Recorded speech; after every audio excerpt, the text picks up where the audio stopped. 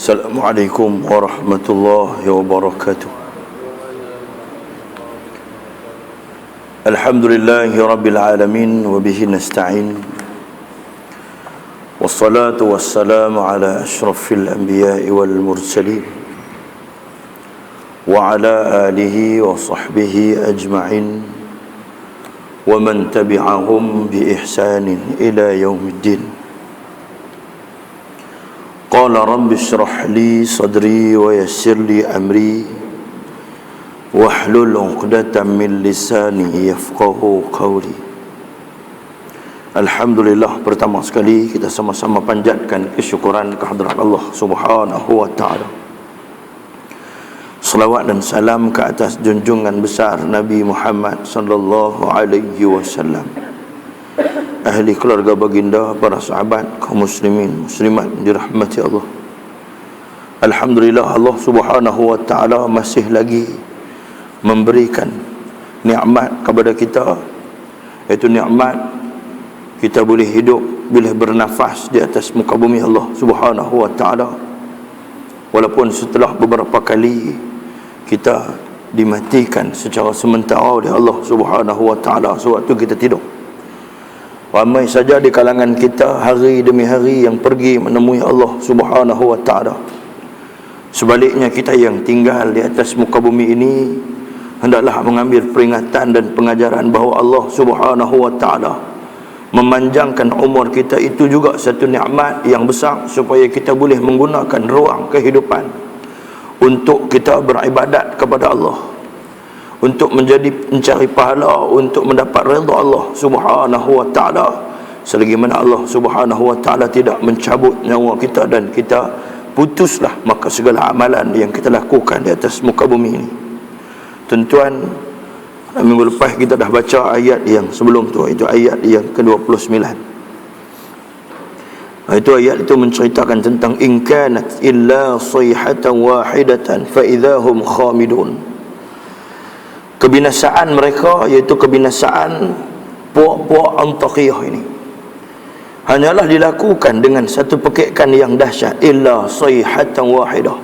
Hebat mana, kemah mana, kaya mana, pandai memerintah tak mana pun, berkuasa tak mana pun, dengan hanya satu pekikan ya Allah Subhanahu wa taala hantar sayhah wahidah.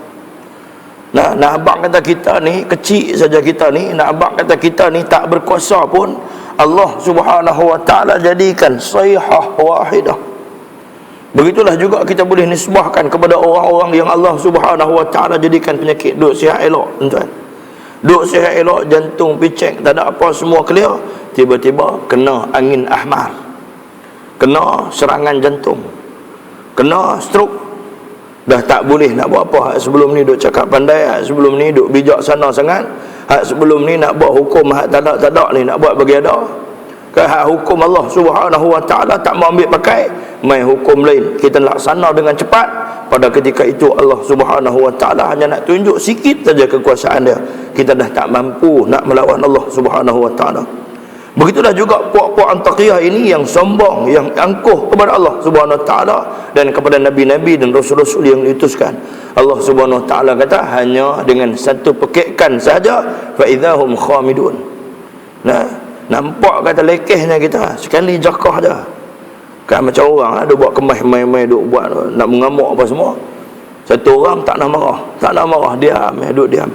Dia pun bangkit itu naik angin, jakah sekali ya. Kawah yang duk angin tu, naik angin, duk pukul orang kata ni, boleh dia panggil apa? Terkendon gitu ya. Boleh jadi takut gitu ya. Sebab apa? Dia ni tak pernah marah ke orang. Allah Subhanahu wa taala pun sama. Allah Subhanahu wa taala bukannya tiap-tiap hari dia azab kita. Tiap-tiap hari Allah Subhanahu wa taala berikan nikmat kepada kita. Allah Subhanahu wa taala hanya sekali-sekala menunjukkan kekuasaan dia, menunjukkan azab dia, menunjukkan bala dia. Tapi sekali Allah Subhanahu wa taala tunjukkan bala illa sayhah wahidah, hanya dengan satu pekikan sahaja, fa idzahum khamidun. Jadi senyap sunyi bandar Antakiyah. Dan sunyi bandar. Nah, bandar hak yang ramai, hak sibuk apa semua ni jadi sunyi disebabkan satu pekikan yang dahsyat, menandakan kata mati habis ke semua. Kuat, tua, muda apa semua mati habis, kaya miskin mati habis di dalam bandar Antakiyah itu. Pengajaran daripada ayat tersebut kita ambil, tiada siapa pun yang mampu melawan kuasa Allah, dan amat mudah baginya membinasakan sesiapa sahaja yang dia kehendaki. Gagahnya Jibril alaihi salam dan dahsyatnya pekikan itu. Jadi ada dikatakan bahawa ini adalah pekikan yang dibuat oleh Jibril alaihi salam. Tuan-tuan, hari ini kita sambung ayat yang ke-30. Kesinambungan daripada ayat yang kita bacakan hari itu, kita tengok pula apa yang Allah Subhanahu wa taala perkatakan pada ayat yang ke-30 ini. A'udzu billahi minasy syaithanir rajim. Ya hasratan 'alal 'ibadi ma ya'tihim min rasulin illa kanu bihi yastahzi'un. Iaitu ya hasratan 'alal 'ibad haula'i wa nahwihim mimman kadzdzabu ar-rasul fa ahliku wa hiya shiddatu ta'allum min as-saut wa nida'uha majazun wa hiya shiddatu ta'allum min as-saut ay hadha awanu fahdiri. Nabi sallallahu alaihi wasallam menyebut ayat ini, dan Allah Subhanahu wa taala turunkan ayat ini. Allah Subhanahu wa taala kata, ya hasratan 'alal 'ibad ma ya'tihim min rasulin illa kanu bihi yastahzi'un. Itu haula'i wa nahwihim, itu mereka-mereka yang mereka ini dan orang-orang yang menyokong mereka. Wa nahwihim, mereka-mereka dan juga orang-orang yang menyokong mereka, itu pemimpin-pemimpin dan orang-orang yang menyokong pemimpin-pemimpin yang jahat ni. Mimman kadzdzabar rasul, atau mimman kadzdzabur rasul, mereka-mereka ini dan sesiapa saja di kalangan mereka yang mendustakan rasul-rasul Allah, mendustakan rasul-rasul, 3 orang rasul yang diutuskan oleh Allah Subhanahu wa taala. Fa ahliku, maka mereka ini jadi celaka. Mereka ni jadi celaka. Jadi celaka sebab apa? Sebab mereka ini ingkar arahan Allah, yang pertama. Yang keduanya, mereka ini ingkar arahan Rasul. Dan yang ketiganya, mereka ini bukan takat ingkar, bahkan mereka ini cuba untuk membunuh Rasul-Rasul. Cubaan yang sungguh-sungguh untuk membunuh 3 orang Rasul yang diutuskan oleh Allah Subhanahu wa ta'ala. Cuba kita tengok ayat yang kita biasa baca. A'udzu billahi minasyaitonir rajim. Laqad haqqal qaul ala aktharihim fahum la yu'minun. Laqad haqqal qaulu ala aktharihim fahum la yu'minun.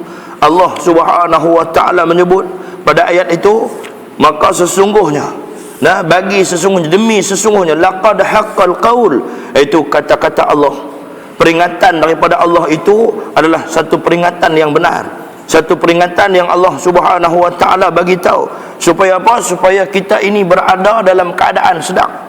Macam mana Allah Subhanahu wa taala turunkan ayat tu, laqad haqqal qawlu ala aktsarihim fahum la yu'minun.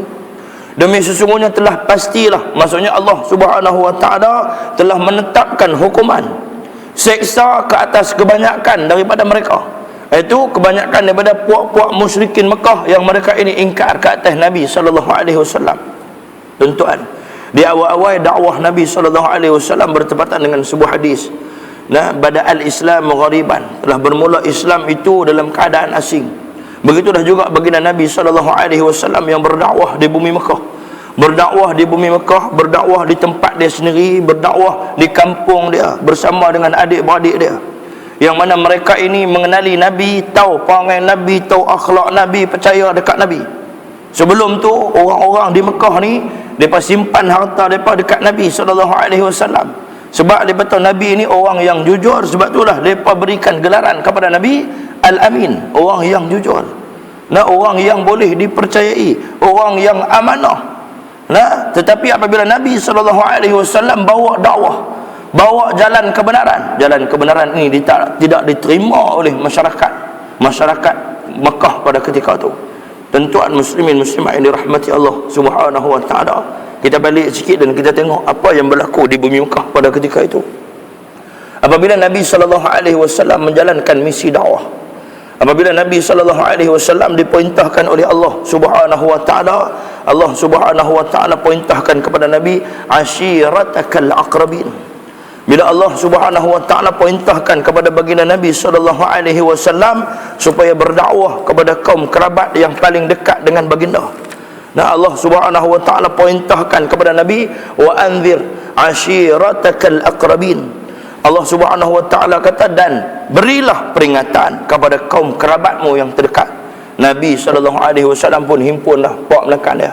Himpun Abu Lahab, nak panggil habis semua. Abdullah panggil Sayyidina Abbas, Sayyidina Hamzah, panggil habis Abu Talib, pak menekan dia ni semua pakat mai. Nah, ramai pak menekan dia, lebih kurang 10 orang pak menekan Nabi. Panggil semua ni mai. Kemudiannya Nabi sallallahu alaihi wasallam menyeru mereka. Nah, Nabi bagi tahu dekat mereka bahawa dia ini adalah utusan Allah, dia ini adalah Rasul Allah. Jadi orang lain semua diam, tapi pada ketika itu dia ditentang awal lagi oleh Abu Lahab. Lebih kurang 45 orang ahli keluarga Nabi. Ada bersama dengan Nabi itu, dan Nabi berdakwah secara tertutup. Sebab itu dakwah yang pertama, ataupun dakwah yang Allah Subhanahu wa taala suruh Nabi berdakwah sebelum tu, berdakwah secara sirriyah. Kan kita pun tahu dakwah ni ada dua, dakwah sirriyah dan dakwah jahriyah. Dakwah secara terang, dakwah secara sulit. Macam tu juga awal-awal Islam dulu, bacaan dalam sembahyang. Nah, baca sembahyang subuh baca kuat, sembahyang zuhur baca kuat, sembahyang asar pun baca kuat. Nah, syariat turun mula-mula ni semua baca kuat. Dan Nabi dan juga sahabat ni bila sembahyang Nabi baca kuat. Sampailah bila Nabi sallallahu alaihi wasallam baca di satu waktu sembahyang, waktu siang ni, Nabi baca, qul ya ayyuhal kafirun la a'budu ma ta'budun wa la antum 'abiduna ma a'bud wala ana 'abidun ma 'abadtum wala antum 'abiduna ma a'bud lakum dinukum waliyadin. Nah, surah Al-Kafirun ni kadang-kadang ramai orang tak mau baca. Kalau macam jadi imam dia tak apa-apa ni baca. Pasal takut tak boleh berhenti. Jangan nak mereka main. Kita duk tira jadi imam lama pun main dengan surah Al-Kafirun ni, surah kafir. Surah cerita pasal orang kafir, bukan cerita main-main. Qul ya ayyuhal kafirun. Allah Subhanahu wa taala ni selalunya disebut ayat-ayat perkataan ya ayyuhal kafirun, ya ayyuhallazina amanu. Kerapnya Allah Subhanahu wa taala sebut ya ayyuhallazina amanu. Tapi bila Allah Subhanahu wa taala qul ya ayyuhal kafirun, satu perkataan yang baik lagi. Allah Subhanahu wa taala sebut tu nak pujuk orang-orang yang tidak beriman supaya beriman kepada Allah Subhanahu wa taala. Nabi sallallahu alaihi wasallam, tuan-tuan, apabila Nabi sallallahu alaihi wasallam sembahyang dengan sahabat, Nabi baca ayat ni. Jadi terima komplain daripada orang-orang kafir bahawa mereka dengar pedih. Naqul ya ayyuhal kafirun la a'budu ma ta'budun wala antum 'abiduna ma a'bud wala ana 'abidun ma 'abadtum wala antum 'abiduna ma a'bud lakum dinukum waliyadin. Agama hampa dengan agama hampa, kami dengan agama kami. Nah, Allah Subhanahu wa taala sebut macam tu, Nabi baca, terima komplain daripada puak-puak yang mana mereka itu juga adalah saudara-saudara adik-beradik Nabi sallallahu alaihi wasallam. Dan selepas itulah Nabi sallallahu alaihi wasallam di waktu siang Nabi baca perlahan. Di malam hari Nabi baca kuat sebab adik-beradik dia orang Mekah ni semua pakat balik rumah masing-masing. Jadi depa sembahyang dalam keadaan bacaan diperlahankan pada waktu siang. Itu antara awalnya. Tapi tuan-tuan tak payah buat dalam ni. Esok lohong aneh biduk jadi imam, biduk baca kuat pula. Orang mai duk marah dia tentu ke suruh hangpa mai mengaji, hangpa tak mai. Bukan haram, memang tak haram tuan. Boleh nak baca kuat pun boleh. Tapi kita meraihkan selepas itu apa yang dibuat oleh Nabi sallallahu alaihi wasallam, pendapat yang kedua. Yang selepas itu pendapat yang pertama boleh kita baca secara kuat, tapi selepas itu Nabi baca pelan, kita ikut Nabi sallallahu alaihi wasallam. Tuan-tuan, begitulah juga dakwah. Apabila Allah Subhanahu wa taala turunkan ayat wa anzir ashiratakal aqrabin, Nabi tak tahu dah. Nabi terus pergi berdakwah kepada kaum dia, kaum kerabat yang paling dekat, panggil pak-pak makan. Dia dihalang oleh Abu Lahab. Kali pertama Abu Lahab kata dah. Abu Lahab kata, sebelum ni tak ada siapa-siapa pun di kalangan kami, generasi kita, adik-beradik kita yang wakmai agama selain daripada agama nenek moyang ni. Tiba-tiba mai hang ni hak pak tak ada. Mai hang ni hak hidup pun tak tahu mana hak miskin. Mai hang ni hak lahir dulu ni aku ni duk jaga hang. Aku duk dukung hang, duk membesarkan hang ni. Mai hang ni yang hak tak ada apa ni tiba-tiba mai duk bawa satu agama lain, hang nak suruh kami percaya, nak suruh ikut. Dia kata dekat Nabi sallallahu alaihi wasallam. Tu yang siapa? Nama apa? Satu ustaz tadi kita kita duk sambut maulid ni macam Abu Lahab. Tentu. Yang keduanya dia kata dua beradik dengan teh pusum, dia kena beruih mulut lah. Kena basuh mulut bagi elok, abuh kelorok, cuci beruih gigi, lidah bagi elok. Jangan cakap macam tu. Kenapa siapa yang jadi bangang sampai tu? Siapa yang jadi teruk sangat ni? Iblis apa? Jenis iblis apa duk bonang lampuk dia sampai dia boleh samakan sambutan Maulidur Rasul dengan teh pusum. Sedangkan dia tahu dah teh pusum tu agama budaya. Islam ni agama syariat, agama samawi yang datang dari Allah Subhanahu wa taala. Dan kita buat ni pun bukan saya saja. Allah Subhanahu wa taala sebut la'amruka innahum. Allah Subhanahu wa taala peringat hari lahir Nabi sallallahu alaihi wasallam dengan turunnya ayat tu la'amruka innahum ala sakratihim ya'mahun. Allah Subhanahu wa taala berikan peringatan pada ayat tu, demi umurmu wahai Muhammad, maka mereka ini ya'mahun, dalam keadaan tak mau ikut juga. Nabi ni tiap-tiap tahun, maksudnya sampai hari lahir Nabi. Sampai hari lahir Nabi itu maksudnya sampai hari Nabi diutuskan oleh Allah Subhanahu wa taala. Nabi dihantar mai sebagai pembawa rahmat di atas muka bumi Allah Subhanahu wa taala, tapi mereka ini demi umur Nabi sallallahu alaihi wasallam mereka tidak juga mengikut jejak langkah yang dibawa oleh Nabi sallallahu alaihi wasallam. Tentuan ini yang berlaku. Dan begitulah seterusnya. Pasal apa ada orang yang lancang lidah, yang bercakap sampai macam tu? Duk samakan kita yang duk sambut maulid Nabi ni dengan apa yang dibuat oleh puak-puak hak sambut teh pusum. Tak sama, tuan, tak sama. Tak sama. Depa dengan biduk belah nyok apa semua, biduk empas nyok, kita tak buat kerja-kerja pelik macam tu. Nyok kita buat gulai makan. Kan? Hak yang kena penyakit jantung apa semua ni dia kurang sikit. Yang kena jaga jantung. Hak lain-lain ni, hak yang rajin duk makan minyak zaitun tak apa. Alih kita ustaz promosi pula ni, cerita saja. Kan? Tuan muslimin muslimat yang dirahmati Allah, Nabi SAW tak kata apa. Pasal apa? Pada ketika itu Nabi SAW menghormati pak-pak menakan dia. Dan kita lah macam cakap pandai sikit. Dan mesyuarat kenuri sudah lah. Kalau kita mesyuarat ada pak-pak menakan hak cakap pandai ni, kita bagi pendapat apa ada, kita tu suap buat, dia buat dah apa ni, apa makan hidang ni lah ni, pakcik tak boleh buat dah, pak suruh pak ngah tak boleh buat dah. Zaman lah bukan ada orang kerja. Dia kata tak boleh, kena buat juga. Aku tak mau, kenuri aku mau buat macam ni. Kalau dia buat cara hampa tu menyebabkan tak ada hubungan silaturahim. Nabi habaqlah dalam hadis, Nabi kata silaturahim tu ialah apa dia? Laisal wasil bil mukafa'ah walakin al wasil ittisal kalam. Nabi kata bukanlah, Nabi kata silaturahim itu dengan kita ni makan minum, dengan kita ni bagi harta benda, bagi hadiah. Tapi Nabi kata walakin al wasil ittisal kalam. Nabi kata silaturahim itu ialah dengan kita ni jumpa, kita bercakap elok, kita bagi salam, kita bercakap kerana Allah, kita jumpa tu kerana Allah, kita jumpa tu dengan hati yang tenang, kita jumpa tu dengan hati yang penuh kasih sayang. Man la yarham la yurham. Nabi kata barang siapa yang tidak mengasihi, dia tidak akan dikasihi. Jumpa tu dalam keadaan kasih kepada saudara dia akan menyebabkan berlakunya hubungan silaturahim yang baik. Itu yang Nabi ajar. Nah, jadi kita duk nampak silaturahim ni daripada sudut makan minum sahaja. Tuan-tuan muslimin muslimat yang dirahmati Allah, begitulah juga berlaku kepada Nabi. Apabila pak-pak menakan ni dia bagi pendapat, dia pun diam. Sampailah satu hari Allah Subhanahu wa taala turunkan ayat.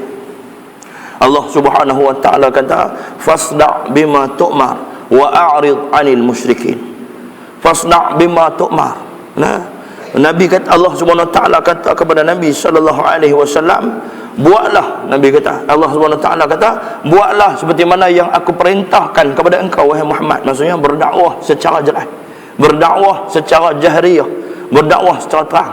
Macam kita lah di masjid lah ni, bila bercakap sikit, sebut komen sikit pasal menteri ya, ada orang tak puas hati, tak suka dengar. Dia kata ni berapa cakap mengajar agama sudahlah, sedangkan ayat Quran lama dah, fasda' bima tu'mar. Allah Subhanahu wa taala suruh awal lagi, suruh Nabi buat. Kalau kita tak ikut apa yang dibuat oleh Nabi sallallahu alaihi wasallam, di mana kita esok apabila kita berdiri di mahsyar? Adakah kita masa tu baru kita nak bercakap, sebenarnya aku nak bercakap, tapi aku tak bercakap tu sebab apa? Sebab aku menjaga hubungan aku dengan masyarakat. Kononnya kita tidak menjaga hubungan kita dengan Allah Subhanahu wa taala. Fasda' bima tu'mar wa a'rid 'anil musyrikin. Bila Allah Subhanahu wa taala perintahkan kepada baginda Nabi sallallahu alaihi wasallam supaya berdakwah secara jelas. Wa a'rid 'anil musyrikin, berpalinglah daripada puak-puak musyrikin ni. Allah SWT katakan Nabi SAW, duk kira apa dah dengan puak ni, hang berdakwah secara terang, ceritakan kebenaran. Macam kita lah, kita duk tak puas hati pasal dia ada orang main satu undang-undang, ibu bapa tak boleh pukul anak yang melakukan kesalahan, anak tak sembahyang tak boleh pukul, anak buat orang tak boleh pukul, anak mencuri tak boleh pukul, anak buat salah, anak tak puasa tak apa, semua tak apa. Sebab kita ambil satu sistem yang dibuat oleh golongan-golongan kufar, satu sistem kafir, satu sistem yang datang bukannya daripada Islam. Betul Al-Imam Syafi'i rahimahullah dia sebut, kita nak melakukan satu-satu perkara, kita kena ambil kira antara 4 perkara yang kita kena tengok. Yang pertama dia kata, kita kena melihat sekiranya ia berkaitan dengan hukum, kena melihat kepada Al-Quran dulu. Nak hukum, nak pukul anak ni dalam Quran, dalam hadis. Dalam hadis Nabi sebut, dalam Quran ada cerita, kan? Kemudian yang keduanya, tengok dalam hadis Nabi, dalam sunnah Rasulullah sallallahu alaihi wasallam. Kemudian melihat kepada ijma' ulama, pendapat para alim ulama. Dan kemudian yang keempatnya ialah qiyas. Jadi kalau sekiranya tidak diambil daripada sumber yang 4 ini, sumber yang diambil itu tak boleh dipakai dan ditolak, tak boleh dipakai, dan sumber itu dipanggil sumber yang batil. Tak kira siapa yang bagi idea tu. Nah, tak kira siapa bagi idea tu. Sebab apa kita tuan-tuan, kita hidup, kita terikat dengan syariat Allah. Kita hidup atas dunia hari ini, kita terikat dengan syariat, kita terikat dengan ibadat, kita terikat dengan undang-undang yang Allah Subhanahu wa taala jadikan, yang undang-undang tu mengatasi undang-undang yang ada di atas muka bumi Allah Subhanahu wa taala. Tak kira lah cantik mana pun undang-undang, tak kira lah pengamal undang-undang yang macam mana pun, undang-undang yang lebih besar ialah undang-undang yang Allah Subhanahu wa taala buat khaskan untuk manusia, bahkan pula manusia yang beriman, yang mengaku beriman kepada Allah Subhanahu wa taala. Sebab itu tuan-tuan, Allah Subhanahu wa taala panggil kita dalam Quran dengan perkataan yang baik. Allah Subhanahu wa taala panggil, ya ayyuhallazina amanu, wahai orang-orang yang beriman. Ya ayyuhallazina amanu idza nudiya lis-salah, wahai orang-orang yang beriman, apabila masuknya waktu sembahyang. Nah, Allah Subhanahu wa taala sebut dengan perkataan yang baik, panggil dekat kita dengan perkataan yang baik, dengan perkataan seruan yang baik, wahai orang-orang yang beriman. Begitulah juga Allah Subhanahu wa taala panggil kita dalam kata, ya ayyuhallazina amanu idza qumtum ilas-salah, apabila kamu nak melakukan ibadat salat. Nah, jadi Allah Subhanahu wa taala panggil kita dalam keadaan, dalam kata-kata yang cukup baik. Berbeza dengan Allah Subhanahu wa taala panggil kepada orang-orang yang Allah murka. Nah, bila Allah nak panggil orang-orang baik ni, Allah panggil dengan perkataan wahai. Kita pun tak cakap lagi tu. Balik di rumah siapa ada kok di kalangan kita ni balik, assalamualaikum, wahai adindaku yang tercinta, tolong bancuh kopi secawan. Tak ada. Kita tak pernah balik di rumah cakap begitu. Wahai anak anda yang tercinta, bagaimanakah pelajaran kamu sebelum ini di sekolah? Adakah kamu betul-betul belajar ataupun kamu bermain bersama kawan-kawan kamu? Nak macam gemak Doraemon. Adakah kamu bermain? Dia nak menjadi macam gemak Doraemon tu. Alih suara. Kita tak cakap macam tu, tapi Allah panggil kita dengan kata-kata yang baik. Begitulah Allah Subhanahu wa taala sebut dalam Quran. Kalau Allah Subhanahu wa taala masukkan nama orang-orang yang Allah Subhanahu wa taala murka, tiap-tiap hari, tiap-tiap masa, tiap-tiap zaman sampai hari kiamat akan dibaca nama-nama ni, dan tiap-tiap kali dibaca aku akan terseksa lah orang yang ingkar, orang yang kufur kepada Allah Subhanahu wa taala. Ya, macam mana Firaun ada nama dia, macam mana Namrud ada nama dia, macam mana puak-puak jahat ni hak duk lawan Nabi dan Rasul ni ada nama dia. Nah, Qarun, Haman, nah, puak-puak yang ada dalam tu, yang Allah Subhanahu wa taala panggil sebagai golongan yang ingkar kepada Allah. Tiap-tiap hari apabila dibaca, maka mereka ini akan diazab oleh Allah Subhanahu wa taala. Tiap-tiap hari dibaca akan diazab. Macam mana Qarun hak berjalan sombong atas muka bumi. Nah, mati dia tuan-tuan, tiap-tiap hari Qarun ni akan masuk ke dalam tanah sehasta. Sehari satu hasta, sehari satu hasta, sehari satu hasta sampai hari kiamat. Nah, sampai hari kiamat kemudian dikeluarkan dia, sebab dia ni orang yang berjalan sombong di atas muka bumi Allah Subhanahu wa taala. Allah Subhanahu jadikan begitu supaya apa? Jadikan peringatan kepada kita yang hidup pada zaman ini.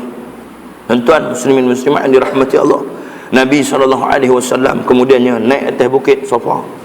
Kemudian Nabi panggil, ya ma'syaral Quraisy, ya ma'syara Fihrin, ya ma'syara Addi, ya ma'syara Abdul Manaf, ya ma'syara Abdul Muttalib. Nabi panggil habis. Nabi duduk di atas bukit Safa tu, bukan ada mikrofon, bukan ada pembesar suara. Tapi bila Nabi panggil, Allah Subhanahu Wa Taala sampaikan suara Nabi ke seluruh pelosok Mekah pada ketika tu. Itu mukjizat, tuan. Mukjizat. Nah, kita kalau duk buat azan tak pakai speaker, duk buat nak ikut macam mana bid'ah, tak boleh pakai speaker mampu. Keluar nak angkung. Kita bukan ada mukjizat suara kuat. Nabi SAW dia naik atas bukit Safa, bila dia sebut ya ma'syaral Quraisy, ya ma'syara Addi, ya ma'syara Fihrin, ya ma'syara Abdul Manaf, ya ma'syara Abdul Muttalib. Jadi semua dengar. Dan mereka yang dengar tu ada di kalangan mereka ketua-ketua tak boleh mai, lepas hantar wakil. Nak pergi tengok Ustaz, nampak pergi tengok Ustaz. Apa yang Muhammad buat ni? Apa yang Muhammad buat? Dia panggil mesti ada sesuatu yang nak disampaikan oleh Muhammad. Depa mai. Bila dengar Nabi panggil ni depa mai. Ni kita ni panggil mai masjid surah tak mai. Ni puak tak beriman tu pi juga. Pi juga. Lihat masjid surau dekat rumah ni buat tak tahu ya. Dia buat tak mau dengar. Dia kata, puak ni semua panggil ustaz-ustaz, kata kat kerajaan, kata dekat pemimpin. Pemimpin tu dah lah aku sayang. Baru kata pula. Tuan-tuan, bukan bab sayang tak sayang. Sayang menyayang, cinta dikenang, tak ada. Esok di akhirat dia tak ketahuan punca lah. Esok sampai di akhirat, esok dia tahulah pemimpin yang dia sayang tu adakah mereka ini disayangi oleh Allah, disukai oleh Allah Subhanahu Wa Taala. Macam bila buat satu hukum yang tak datang dari Allah, senang-senang ya, lepas implementation sampai orang lain semua terima. Dan ada orang yang tuan-tuan sayang kat puak ni, sampai mereka ni tak komplain langsung, tak ada komplain apa. Oh, ini adalah satu sistem untuk bagi jadi manusia ni jadi baik. Macam tu juga sistem pendidikan seks. Sistem pendidikan seks yang nak dibuat ni tuan-tuan, lah kita ni seks ni satu benda fitrah yang Allah Subhanahu Wa Taala jadikan kepada manusia. Contohlah kita naik kenderaan, naik motor, tak pakai topi, helmet, spek tak pakai. Bila lalu kawasan habuk, mata kita automatik kan akan tutup. Itu adalah fitrah Allah Subhanahu Wa Taala jadikan kepada kita. Jantung kita lahir-lahir, bukan kita yang duk kontrol jantung. Fitrah Allah Subhanahu Wa Taala jadikan jantung kita ni bergerak sendiri. Ada kan siapa-siapa duduk kiam tangan, duduk renung bagi jantung dia bergerak? Tak ada. Kita tak boleh kontrol jantung kita. Allah Subhanahu Wa Taala jadikan secara fitrah. Macam tu juga kalau kita ni buat apa? Kita terkejut, secara fitrah dia ada tindakan refleks. Tu fitrah yang Allah Subhanahu Wa Taala jadikan. Kan? Nak orang pukul kita di kawasan-kawasan kita, kulit kita sel yang tidak mati, yang hidup. Pukul kita akan rasa sakit-sakit tu fitrah kita sebagai manusia. Fitrah kita sebagai manusia. Begitulah juga Allah Subhanahu Wa Taala jadikan satu rasa dalam hati kita berkaitan dengan seks ni. Tak perlu ajak tuan-tuan. Orang buta pun anak ramai. Ni hak buta ni tak pernah tengok pun orang pakai orang perempuan macam mana. Hak yang orang perempuan ni pun tak pernah tengok rupa orang lelaki macam mana, tapi boleh anak ramai pada kita hak selek ni. Kan? Dia kata dia tak nampak keluar seorang-seorang, kira-kira anak 10. Buta. Kan? Fitrah Allah Subhanahu Wa Taala jadikan. Tuan-tuan cuba bayang tengoklah. Siapa yang jadi cikgu dia tahulah. Cikgu Rezal lepas ni macam mana? Bayangkan. Hak sebelum ni duk mengajar tentang jima', tentang fiqh. Dia duk dalam ilmu fiqh. Bab berkaitan dengan seks ni duk dalam ilmu fiqh. Dan dia ajar bersesuaian dan ada sukatan yang Allah Subhanahu Wa Taala hantar mai siap. Kita pergi duk ambil pula, dan kita pun dah bagi dah pendidikan Islam dan juga pendidikan moral. Cerita bila kukuk dia ambil jadi menteri pendidikan. Kata ni ustaz ni duk cerita ambil jadi menteri pendidikan. Kan, tak apalah kalau ambil tak apa, kita buat pergi dekat mana mampu. Kan? Kemudiannya tuan-tuan, pendidikan Islam untuk orang Islam dah ada dah dalam tu. Hak moral ni pun ada dah. Hak moral cara dia lah. Kan, guru yang sesuai mengajar moral. Hak ni guru yang memang kena mengajar mata pelajaran agama Islam. Dan siapa-siapa pun tak boleh mengajar mata pelajaran agama Islam ni kecuali orang yang memang ada ikhtisas berkaitan dengan pendidikan Islam. Dan dia mengaji pendidikan Islam, mengaji tentang kelulusan agama. Jadi dalam tu dah ada dah berkaitan dengan bab jimat ke, bab mandi wajib, bab mandi hadas, bab keluar mani, bab mimpi ke, apa semua dia dah cerita dah. Dan sesuai dah diceritakan oleh orang yang sesuai. Ustaz Ustazah ni cerita sesuai dah. Kan? Tapi bila dia ambil tuan-tuan, dan disuruh oleh semua orang, cikgu boleh mengajar. Pendidikan seks ni semua cikgu boleh mengajar. Bukan cikgu tak bagus, bukan orang lain semua tak bagus, tapi dia cuba kita fikir macam mana kita nak ajar. Agak-agak lah bila sekolah hari ni kita masuk tajuk pendidikan seks. Jadi saya nak cerita macam mana dia belajar mengajar ni, dia pedagogi ni dia ada apa? Simulasi, tunjuk cara. Jadi budak-budak angkat tangan, cikgu boleh tak cikgu tunjuk cara? Nak tunjuk mana? Pendidikan seks nak tunjuk lagu mana? Pasal dia tulis pi tu. Dan dia tulis pi bab tu tulis. Pendidikan seks tulis, dia ambil buat keluar. Bubuh satu tajuk nak ajar. Dia kata tunjuk cara tu. Dia kata hamai ni kita tunjukkan nak buat macam mana. Dia tunjuk dekat budak dia. Dia bukan kita tak tahu benda ni dibuat oleh barat dan barat jadi macam mana. Siapa yang pernah ikut hang mengaku Islam, mengaku ikut hukum Allah, mengaku kata duduk dalam agama Allah. Sebab tu Allah Subhanahu Wa Taala sebutlah, innal ladzina kafaru bi ayatina, sesungguhnya innal ladzina kafaru bi ayatina, mereka-mereka yang kufur kepada Allah Subhanahu Wa Taala setelah mereka beriman kepada Allah Subhanahu Wa Taala. Allah Subhanahu Wa Taala janji dah orang yang kufur kepada Allah, orang yang tak mau ikut ayat Allah, orang yang tak mau dengar hukum Allah, orang yang tak mau dengar ayat-ayat Allah Subhanahu Wa Taala, kafaru bi ayatina sawfa nuslihim nara. Allah Subhanahu Wa Taala janji akan bakar mereka ni. Dan pada ayat yang lain Allah Subhanahu Wa Taala kata apa? Yursalu alaikuma syuwazun wa nuhasun min nar. Allah Subhanahu Wa Taala akan didihkan tembaga kemudian dituangkan ke atas mereka. Allahu Akbar. Oh, bukan cerita mudah. Hak kita duk bayang ini ni, hak kita duk bayang seksaan atas muka bumi ni. Seksaan cabut kuku, seksaan gantung, seksaan macam-macam ni. Hak yang Allah Subhanahu Wa Taala jadikan di akhirat esok ni 99 kali ganda seksaan atas dunia. Macam tu juga nikmat hari ni, nikmat kita dapat, nikmat kita sonok dengan nikmat yang Allah Subhanahu Wa Taala bagi kat kita hari ni, esok di akhirat ni nikmat tu Allah gandakan 99 kali ganda yang kita tak boleh bayang. Nikmat sonoknya esok ni Allah Subhanahu Wa Taala gandakan nikmat di sana di syurga esok. Begitulah Allah Subhanahu Wa Taala gandakan azab esok di akhirat ni, sampailah Allah Subhanahu Wa Taala jadikan perbezaan di antara tubuh-tubuh ahli neraka dengan ahli syurga. Ahli surga ni standard saiz dia, biasa saiz. Tapi ahli neraka ini Allah Subhanahu Wa Taala jadikan tubuh mereka ini besar-besar. Allah jadikan mereka ini besar-besar, gemuk-gemuk, tembun-tembun. Kalau dia kurus pun Allah jadikan dia ni besar, lengan dia besar, tapak tangan dia jadi besar. Pasal apa? Supaya mereka ini boleh merasai seksaan yang lebih besar. Kan? Merasai seksaan yang lebih besar, seksaan yang 99 kali ganda seksaan di atas muka bumi yang kita duk rasa tu di atas muka bumi Allah Subhanahu Wa Taala. Betullah kita jangan duk kufur dengan ayat Allah, beriman lah. Kan kita hidup bukan lama pun tuan. Nah, saya kemarin dulu pergi hantar ayah saya mai rumah. Masa nak pergi hantar dia balik, dia nak bas balik ke Lustang. Saya pun tak ada nak pergi hantar, dia kata tak apa, dia nak balik dengan bas. Kan? Pergi hantar dia, jumpa dengan satu kawan dia lama. Kan? Kawan lama dia cerita. Kawan lama ni pun duk kerja lagi. Duk kerja baik. Jadi dia pun tak kenal, saya pun tak kenal dia. Duk sembang-sembang. Dia kata pakcik ni tua lah dia kata. Tapi pakcik kena kerja kau. Sebab pakcik cemuih duduk di rumah. Tapi akhir-akhir ni, sejak akhir-akhir ni dia kata pakcik duk rasa macam tak selesa dah, tak sesuai dah. Duk rasa macam tak jauh dah dengan mati. Dia kata.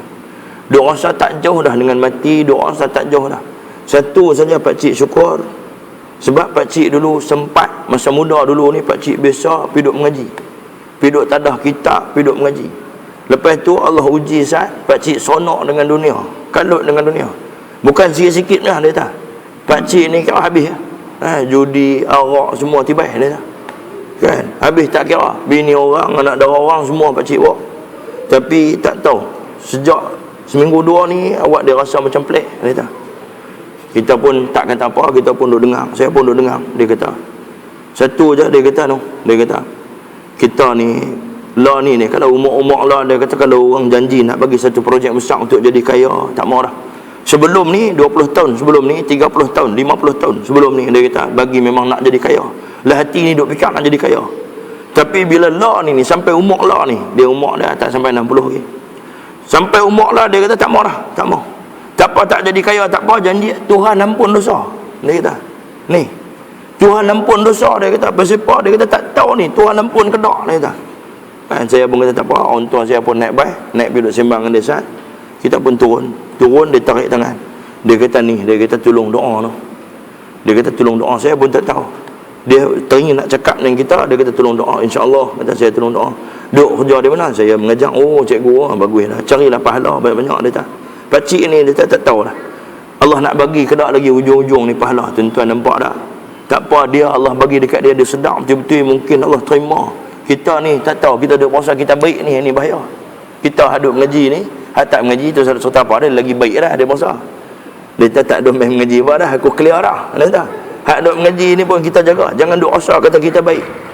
Nah, jangan duk rasa kata kita baik. Kalau kita ni rasa nak buat ibadat rasa malas, nak zikir rasa malas, itu tanda kata kita ni dosa banyak.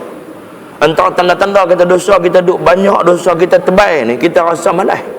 Kita rasa nak buat ibadat buat awak satu macam nak malas. Nah, satu macam. Ada juga yang dia rajin kena tengok sebab nak tunjuk ke orang. Sebab iblis duk bersarang dalam hati dia. Yang ni pun kita bimbang. Dan yang kita takut sekali, dia kata ialah orang-orang munafik. Orang-orang munafik macam mana Allah SWT sebut tadi, innal ladzina kafaru bi ayatina, asal beriman kemudian kufur dengan ayat Allah SWT, disebabkan harta benda dunia. Sebab tu kita jagalah. Nah, kita ni dengan bab dunia ni, cinta dunia ni habis. Cinta dunia ni habis terus kita, habis segala amalan kita. Sebab tu Nabi kata, man kanatid dunya hammah. Ada orang tuan-tuan cukup takut dengan bab urusan kerja dia. Ni, ada orang cukup takut. Katalah baca Yasin, nak terlajak masa sikit. Dia tanya ni, ustaz ni lajak masa ni, kita dah makan masa kerja ni, tak boleh ni, haram ni. Oh, hang cakap haram. Allah Ta'ala bagi kat kita masa buat ibadat sehari 5 waktu. Masa lain ni Allah SWT bagi ruang dekat kita untuk buat kerja lain. Maksudnya Allah wajibkan kita ni 5 waktu tu saja kita menghadap Allah SWT. Allah Ta'ala hak buat kita ni pun dia bagi dekat kita ruang bebas, luas dekat kita untuk kita buat benda-benda lain. Kita pergi kerja saja dengan manusia hak cinta dunia, manusia hak sekular ni, dia boleh bagi satu undang-undang, kalau hang tak ikut ni, aku akan buat macam ni kau. Kalau hang tak ikut betul-betul, hang dikira makan benda haram. Oi, sampai terang tu. Yang hak bab baca Quran, yang hak bab semayang, yang bab ni semua buatlah keadaan kalang kabut. Semayang zuhur kalang kabut, semayang asar kalang kabut. Pasal apa? Duk kalut dengan tugas-tugasan manusia bagi. Betul Nabi kata, man kanatid dunya hammah farraqallahu alaihi amrahu wa ja'ala faqrahu baina ainai. Nabi kata, man kanatid dunya hammah, barang siapa yang mereka ini fikir pasal dunia ya, bangkit pagi fikir dunia, nak tidur fikir dunia. Kan duk buat apa orang fikir dunia? Duk berak ni fikir pasal dunia. Kan nikmat Tuhan bagi kat dia tu, berak tu. Tapi dia duk fikir pasal dunia ya. Nak tidur ni tak tangan, duk fikir pasal dunia. Nah, duk tengah baca Quran, nikmat baca Quran tu fikir pasal dunia. Semayang duha, Allah bagi ruang kat dia boleh semayang duha. Semayang duha tu pun semata-mata kerana dunia ya. Pada ketika itu Nabi kata apa? Farraqallahu alaihi amrah, maka Allah Subhanahu wa taala sebenarnya telah memporak-perandakan urusan dunia dia. Urusan dunia jadi kelang kabut. Sehari 24 jam tak cukup untuk dia. Nah, sehari 24 jam tak cukup untuk dia. Dia rasa seminggu cukup cepat. Dia rasa satu projek yang dia dapat tak cukup. Dia rasa duit yang ada ni tak cukup lagi untuk dia. Sebab apa? Semua tu untuk memuaskan nafsu yang ada di dalam hati dia, yang menyebabkan dia ni akan makin jauh dari Allah Subhanahu wa taala, sampailah sehingga hatta zurtumul maqabir, sampai masuk dalam kubur. Tuan-tuan, kena hati-hati. Saya cerita ni bukan suruh tuan-tuan balik jual harta benda kita, tapi peringatan ini supaya apa? Supaya kita sentiasa sedar bahawa nikmat Tuhan bagi dekat kita hari ni, nikmat harta benda, nikmat kekayaan, nikmat sihat, apa semua ni, wa ma bikum min ni'matin fa min Allah. Semua tu kita kena ingat nikmat yang Allah SWT bagi sementara ya, untuk kita ni jadikan sebagai pembantu untuk melakukan ibadat kepada Allah SWT. Semua hak ada tepi kiri kanan harta benda kita ni, hak kemudahan Allah bagi jadi ni adalah semata-mata untuk memudahkan kita sampai kepada Allah, bukannya menjadi satu perkara untuk dibangga-banggakan di atas muka bumi ni. Siapa kita tuan-tuan mati esok menghadap Tuhan, bangkit dalam keadaan telanjang bogeh? kan, muratan boleh, hufatan tak ada kasut, tak ada kenderaan, tak ada apa, urbalan bangkit dalam keadaan kita ni kembali macam keadaan asal, kembali macam mana kita ni dihantar oleh Allah Subhanahu Wa Taala waktu mai mula-mula atas dunia ni, dihantar mai, tak kira lah kita keturunan raja ke, kita Tan Sri ke, Datuk Sri ke, apa pun kita panglima ke, semua lahir dalam keadaan tidak berpakaian, lahir dalam keadaan tak ada apa. Nah, bila menghadap Allah Subhanahu Wa Taala esok, sebab tu dalam satu hadis yang disebutkan oleh baginda Nabi sallallahu alaihi wasallam, an Asma bin Abi Bakr As-Siddiq radhiyallahu anhuma 'an Nabi sallallahu alaihi wasallam qala, ana 'ala hawdi antaziru man yaridu alayya fayu'khadhu binasi min duni fa'aqulu ummati fayuqalu la tadri mashaw 'ala al-qahqara. Qala ibn Abi Mulaikah, Allahumma inna na'udzu bika an narji' ala aqabina aw nuftan. Rawahul Bukhari. Daripada Asma binti Abu Bakar As-Siddiq radhiyallahu anhuma, anin Nabi sallallahu alaihi wasallam, telah berkata Rasulullah sallallahu alaihi wasallam, qala ana ala haudi. Nabi kata, ketika aku sedang berdiri di Telaga Kausar, esok Nabi SAW akan tunggu kita di mana tuan-tuan? Di Telaga Kausar. Nah, yang kita duk baca tu, inna a'tainakal kautsar fasalli li rabbika wanhar inna syani'aka huwal abtar. Tu doa tu juga tuan-tuan, boleh saya bagi petua sikit. Esok ni kalau tuan-tuan nak pergi Temuduga ke, Temuduga apa tak tahu lah. Anak-anak kita nak pergi periksa ke, nak pergi periksa, tak dan nak pergi jumpa ustaz kelang kabut kan, ataupun pergi dah jumpa buat doa dah, buat dah, baca dah di doa apa semua tu. Ada setengah tu dia panggil ustaz suruh baca doa, dia iyak di pensil apa semua, di pensel box apa semua, di basikal budak tu nak pergi sekolah, nak pergi periksa pun suruh baca juga. Kita pun buih juga nak buat mana, harap Allah tak marah lah kan, buih juga pasal apa ni hajat, nak hajat orang, niat bagi elok lah kenderaan pi tu elok. Dia kata ustaz tolong ni saya bawa benda-benda ada semua ni, bawa dengan basikal, bawa dengan apa semua. Betul, tapi dengan syarat kena baca buku lah. Kalau tak baca buku, doa saja jenuh. Dia kata doa saja kan, tak apa. Salah satu dia, kita baca doa ni supaya untuk menghilangkan gemuruh ada orang, dia jenis ketak. Atau ataupun tuan-tuan lah orang jemput untuk bagi, untuk cakap, jenis ketak ni, dia pandai, otak cerdik apa semua, tapi nak cakap dia jenis ketak. Boleh baca ayat ni untuk menghilangkan gemuruh. Nah, niatkan seolah-olah kita ni minum air daripada Telaga Kausar, hak Nabi nak bagi esok ni. Nak baca tu, ambil ayat, inna a'tainakal kausar fasalli li rabbika wanhar inna syani'aka huwal abtar. Tiup masuk tu, kemudian baca bismillah, minum. Tapi tuan-tuan, saya bagi ni esok dia buat jual lah. Esok dia pergi beli di Tesco ayat banyak, duduk di rumah dia, Ruqyah bini tanya siapa ni, baru semalam baru ambil ijazah ustaz bagi semalam ni. Ni kita boleh buat meniaga ayat Al-Kausar. Esok dia buat nama ayat inna a'taina. Pelekat di situ, jual kata. Kita pun tanya ada ni ambil mana? Itu ustaz bagi kat saya tu, saya buat meniaga, alhamdulillah jadi jutawan dah lah ni. Dengan meniaga ayat, bukan suruh buat meniaga yang ni, tuan-tuan balik amalkan. Bagi anak-anak kita minum. Bagi isteri minum. Isteri ketak. Isteri ketak ni kau nak tengok SMS masuk, tengok telefon bunyi, ketak. Isteri ketak takut madu seorang ni telefon. Bagi minum ayak ni, dia tak hampa saduk ketak sangatlah minum ayak ni. Ya, macam tu. Supaya dia boleh jadi rawatan kepada kita. Tuan-tuan muslimin muslimat yang dirahmati Allah. Nabi kata ana ala haudi antaziru man yuridu alayya. Nabi SAW kata, dia kata ketika aku sedang berdiri di telaga aku, iaitu Telaga Al-Kausar, iaitu pada hari kiamat nanti, Nabi akan berdiri di Telaga Kausar.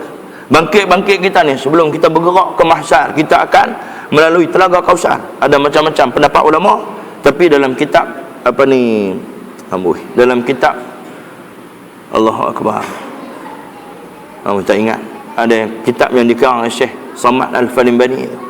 Tak ingat, tak apa, nanti lain kali kita ingat kita sebut nama kitab tu. Dah lama tak baca kitab tuan-tuan, sibuk jadi gitu dah, lupa dah nama kitab. Jadi disebutkan, dia kata antara lain, dia kata kita ni akan melalui dulu telaga ni, haud ni, kita akan sampai di haud. Hari tu jadi pertikaian, ada 30 hadis berkaitan dengan haud ni. bab berkaitan dengan telaga ni, dan memang banyak di kalangan hadis-hadis itu adalah hadis sahih. Ada 30 hadis tu hadis yang sahih menceritakan tentang haud. Jadi Nabi SAW tunggu kita ni di Telaga Kausar. Di Telaga Kausar. Masa tu tuan-tuan tak ada RNR, tak ada RNR, tak ada tempat berhenti apa semua. Yang ada satu tu saja. Tuan-tuan, RNR tu Telaga Kausar tu. Sampai di situ Nabi SAW tunggu kita, sambil Nabi SAW menunggu-nunggu orang yang datang meminum daripadanya. Dan Nabi duduk tunggu, tengok siapa yang mai minum daripada air Telaga Kausar. Maka tiba-tiba ada orang-orang yang disekat perjalanan mereka. Duduk tengah berjalan ni ada yang geng ni sekat. Nabi tengoklah. Bila nampak sekat, Nabi nampak queue. Duduk berjalan mai tu tapi disekat. Tengok-tengok yang sekat siapa? Malaikat sekat. Malaikat Jibril dan malaikat-malaikat yang ditugaskan oleh Allah SWT sekat. Tuan-tuan, kita terus ada buat kemah nak lawan masa tu. Walaupun hari ni atas dunia belajar kalori payat, taekwondo, kan, ada buah apa nama, apa ni, tomoy apa semua, berapa buah macam-macam. Esok nak rembuk, nak lawan tumbuk dengan malaikat tu sah. Dan bukan riang kita nak lawan dengan malaikat. Tengok cerita tadi ni, malaikat kata apa? Sayhatan wahidah. Malaikat terkah sekali pun mati kapak lah. Ni nak pergi lawan tumbuk dengan malaikat. Malaikat sekat. Pada ketika itu Nabi SAW tanya. Dan Nabi SAW tanya, bukankah mereka itu juga adalah umatku? Dia kata, dahulunya. Dia kata, kan? Dia kata, fa'aqulu ummati. Dia kata, fayu'khadhu binasi min duni fa'aqulu ummati. Nabi kata, mereka ni umatku. Dia kata, yang pasal-apa duk tahan mereka? Walai malaikat ni, jangan tahan. Lepas mereka.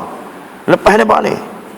Kemudian Nabi SAW, kemudian malaikat ni jawab, fayuqalu la tadri masyawa'alal qahqara. Nabi ni, malaikat ni kata dekat Nabi, malaikat kata, wahai Muhammad, ya Rasulullah, wahai kekasih Allah, ya Habib Allah. Dia kata, memang betul mereka ini umat engkau. Dia kata, tetapi engkau tidak mengetahui pangai mereka. Nah, dia kata, Nabi, hang tak tahu siapa mereka ni. Hang tak tahu puak ni siapa. Kan, hang tak tahu puak ni siapa. Puak ni kalau cerita sikit ayat yang berkaitan dengan kena pemimpin-pemimpin ya. Oh, mereka ni tak setuju. Mereka tak setuju dengan ayat Allah. Mereka tak setuju dengan hukum Allah. Bila nak buat hukum Allah SWT, oh, kaji dulu 40 tahun kaji, 20 tahun, 30 tahun, 70 tahun, beratus tahun, ribu tahun kaji, tak boleh buat sampai lah. Kan? Nah, mai hukum undang-undang barat senang ya, dia ambil buat. Dan kemudiannya dia kata apa lagi? Tetapi engkau tidak mengetahui bahawa mereka ini adalah patah balik ke belakang. Nabi kata, ini malaikat ni kata, mereka ni patah balik ke belakang. Qala ibnu Abi Mulaikah. Setelah itu dia kata kembali ke belakang, berpaling tadah, ataupun mereka ini jadi munafik. Jadi munafik boleh. Tu kita ingatlah tuan-tuan, janganlah munafik bukan satu benda sonok-sonok jadi. Nah, kita apa pun hak yang hukum Tuhan, lagu mana kita pun, lagu mana kita syok pun dengan pemimpin, tuan-tuan, kita kena tolak dia. Pasal apa? Pasal dia tak ikut Tuhan, tak ikut hukum Tuhan. Ni Telaga Kausar pun tak boleh sampai dah. Cuba fikir lah, Telaga Kausar pun tak boleh sampai dah. Lah boleh lah. Ni saya cerita ni, kalau tuan-tuan balik dum, kita ustaz memang betul dia duk gempak kita betul lah. Tak ada betul di sana esok tera aku ni takkan tak boleh masuk syurga. Tera mana semayang, kan? Tera mana semayang, ustaz mai lambat, aku mai awal pada ustaz lagi, takkan dia masuk syurga dulu. Hak dia duk cerita tu, dia kata takkan macam tu. Dia kata kita akan faham lagu tu, kita akan faham sendiri. Sebab tu ada ulama kata rubbama fatahalaka wa bata'ah. Walaupun ulama ni ulama tasawuf, kita sebut dah. Baik-baik ke dia lah, ahli Hasan baik ke dia lah. Kan dia kena mengaji banyak lagi. Dia baru duk mula mengaji, tuan-tuan pergi mengaji kat dia jenuh ustaz. Rubbama fatahalaka babata'ah. Boleh jadi kita Allah takdirkan duduk dalam kumpulan orang yang taat, buat taat hari ni. Boleh jadi kita ni duduk dalam kumpulan orang taat lah, mai sembahyang jemaah, mai mengaji apa semua ni. Wa rubbama fatahalaka babal qabul. Tapi belum tentu kita ini amalan yang kita buat, ibadat yang kita buat total diterima oleh Allah Subhanahu Taala. Siapa boleh fikir macam tu, siapa boleh ingat macam tu. Maksudnya sekali saja ibadat dia diterima oleh Allah Subhanahu Taala, dia akan selamat di akhirat. Ni kita ada buat lama-lama ni 60 tahun, 70 tahun. Kita pun tak tahu ibadat mana yang paling berkualiti. Kalau sekiranya satu saja ibadat kita berkualiti, dan disebabkan ibadat tu berkualiti, timbangan dia lebih berat daripada ibadat-ibadat yang kita buat tak ada kualiti ni, kita akan terselamat di hadapan Allah Subhanahu wa taala. Dia kecualilah kita menzalimi orang. Kalau kita zalim orang, pahala kita akan diambil oleh orang yang kita zalimi. Berkata Ibnu Abi Mulaikah, dia kata, salah seorang daripada perawi hadis ni. Nah, perawi hadis ni dia kata apa? Ya Allah, dia kata, kami berlindung denganmu daripada kembali kepada kekufuran atau kami diuji dengan ujian yang berat. Jadi kita boleh ambil doa ni. Allahumma inna na'udzubika an narji'a ala aqabina aw nuftan. Minta supaya kita ni tak patah balik belakang. Maksudnya tak jadi macam puak-puak jahil, tak jadi macam puak-puak musyrikin Mekah, tolak Nabi, tolak Rasul. Puak musyrikin Mekah ni tolak Nabi, tolak Rasul. Sampai Nabi ni bila naik berdakwah di atas bukit Safa, bila Allah SWT kata fasda' bima tu'mar wa a'rid 'anil musyrikin. Lepas kata dekat Nabi, Abu Lahab bangkit kata dekat Nabi, tabbalaka ya Muhammad, celaka hang Muhammad, hang panggil kami duk buat kerja ni, kami duk tengah buat projek, kami duk tengah ada projek macam-macam, kami duk buat lah ni, hang panggil kami ni pasal nak bagi peringatan ni ya. Nah, kita kalut dengan meeting dinner apa, dia suruh main dengar kuliah maghrib, mana boleh. Nanti ni siapa nak bagi duit ni juta punya ni, rugi ni waktu hantar maghrib ni, tapi dinner ni rugi juta. Kata, adakah dia kata pagi-pagi duk buat kuliah duha, kita nak main golf, ada projek nak masuk, dia tak ajak main golf, macam duk kata pula kat kita buat main golf ni apa semua. Dia tak jadi tak kena. Dia kata Nabi SAW panggil puak ni komplain Nabi, kata dekat Nabi, Abu Lahab kata taballaka ya Muhammad, Allah turun ayat tabbat yada abi lahabin wa ta'ab. Allah kata terus dekat Abu Lahab sampai hari kiamat, siapa yang baca tiap-tiap kali itulah Abu Lahab akan terseksa. Nah, akan terseksa. Tabbat yada abi lahabin wa ta'ab ma aghna anhu maluhu wa ma kasab. Kita duk baca tu, Abu Lahab akan terseksa sebab apa? Dia hina Nabi. Dia kata dekat Nabi, Nabi yang disebut sebagai Habibullah, kekasih Allah, boleh duk hina Nabi, boleh duk buat kata dekat Nabi, Allah sendiri kata dekat dia, celaka hang wahai Abu Lahab. Nah, pada ketika itulah kita pun sama tuan-tuan, kita kena ambil daripada doa ni, Allahumma inna na'udzubika an narji'a ala aqabina aw nuftan. Jangan kita jadi orang yang rugi seperti mana yang disebut dalam ayat yang ke-30, ya hasratan 'alal ibadi ma ya'tihim min rasulin illa kanu bihi yastahzi'un. Allah Subhanahu wa taala kata apa? Allah Subhanahu wa taala sungguh besar perasaan sesal, perasaan kecewa yang menimpa hamba-hamba yang mengingkari kebenaran.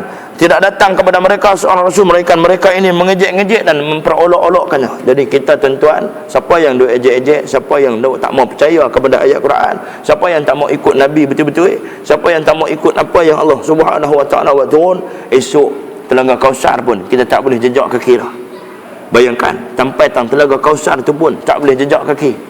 Dibawa kita ke mahsyar dalam keadaan ni dahaga yang amat sangat, dahaga yang amat sangat. Terus dia buat cakap pandai, dia kata tak apa, dia kata saya buat bekal 100 plus. Nak mati esok buah 100 plus tu dia sekaten, buah tu ujung kaki ataupun sendai ujung kepala. Siapa tak bagi minum Telaga Kausar, saya pun tak heran. Saya ada duit, saya nak beli 100 plus tuan-tuan. 100 plus tu hancur habis semua, apa pun kita tak boleh bawa di akhirat. Esok ni pergi di akhirat ni hak macam tu, sebab tu Allah habaq siap dah kat kita. Nabi habaq siap dah pergi esok ni tanpa bekalan.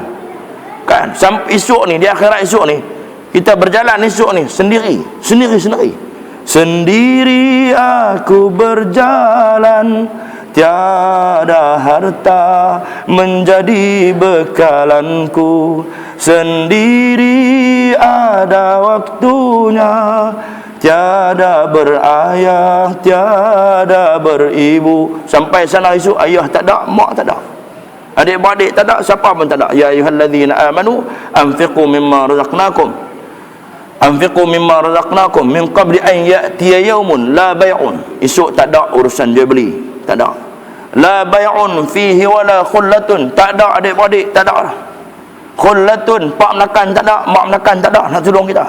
Wala syafa'ah, dan tak ada syafaat kecuali syafaat daripada baginda Nabi sallallahu alaihi wasallam. Nak dapat syafaat apa tang telaga tadi ni pun tak boleh masuk lah. Tuan-tuan muslimin muslimat yang dirahmati Allah, mudah-mudahan apa yang saya sampaikan hari ini menjadi panduan kepada kehidupan tuan-tuan. Jadi tuan-tuan bolehlah pilih sama ada lepas maghrib nak tengok TV ataupun nak bersama-sama dalam solat berjemaah, nak bersama-sama dalam majlis ilmu, nak bersama-sama solat Isyak berjemaah. Nah, bagi orang-orang yang duduk di rumah yang masih tak sedar, masih tak ambil berat tentang urusan akhirat ini, maka jangan sampai datangnya malaikat yang disebut sebagai al-malakul muwakkilun yaqbidur ruh, malaikat yang diutuskan oleh Allah sebagai wakil untuk cabut nyawa kita semua. Pada ketika itu, maka jadilah kita orang yang hasratan fi yaumil qiyamah, orang yang rugi apabila dia dibangkitkan di mahsyar. Sekian, wassalamualaikum warahmatullahi wabarakatuh. A'udzu billahi minasy syaithanir rajim. Bismillahirrahmanirrahim. Allahumma faqihna fid din wa 'allimna bit ta'wil wahdina shiratal mustaqim. Walhamdulillahi rabbil alamin. Taqabbalallahu minkum.